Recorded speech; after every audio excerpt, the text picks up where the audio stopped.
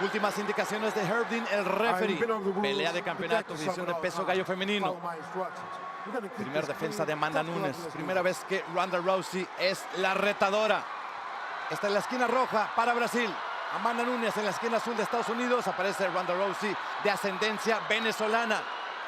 Serán 5 asaltos porque es pelea de campeonato. Y el referee dice, vamos a pelear. No chocarán guantes. Se pone en el centro del octágono Ronda Rousey. Lo platicamos en las claves a la victoria. El clinch es la clave a favor de Ronda Rousey. No quiere clinch. Mira qué buenos puños de Amanda Nunes, de la campeona. Y la está tocando y ya se le enrojeció el rostro a Ronda Rousey.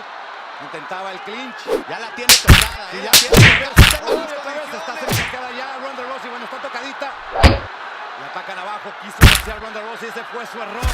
Quererse ponerse los golpes contra una Amanda Nunes que está con todo. Tiene que entrar en el clinch